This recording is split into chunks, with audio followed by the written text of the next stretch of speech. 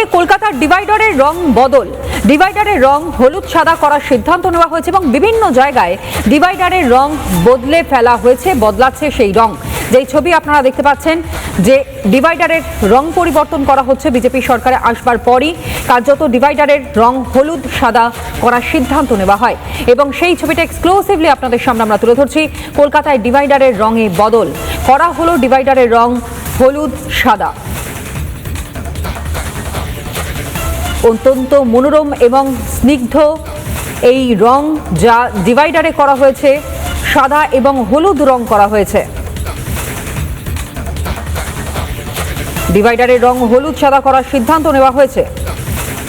কংক্রিটের ডিভাইডার এবং তাতেই হলুদ সাদা রং করা হয়।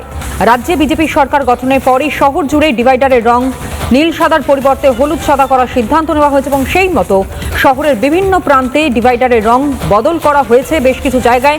যেই ছবিটা আপনাদের সামনে আমরা তুলে ধরছি, বদল করে রং করা হয়েছে হলুদ এবং সাদা।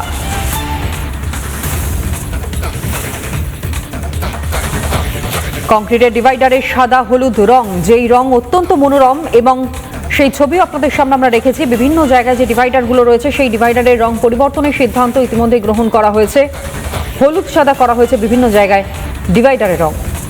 যে সরকার বদলেছে, পালা বদলের সঙ্গেই শহর কলকাতার বিভিন্ন জায়গায় নীল সাদা রং বদলে হয়ে যাচ্ছে সাদা হলুদ।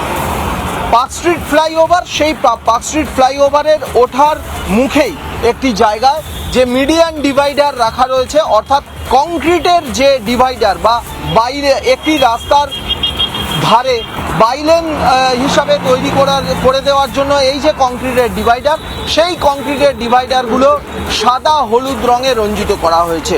অর্থাৎ শহর কলকাতায় পূর্বতন সরকার বা তৃণমূল কংগ্রেস সরকার যখন গোটা শহর কলকাতাকে নীল সাদা রঙে রাঙিয়ে দিয়েছিল বা সাজিয়ে তুলেছিল, সেই তৃণমূল সরকার চলে যাওয়ার সঙ্গে সঙ্গে এবার শহর কলকাতার রঙও বদলাচ্ছে।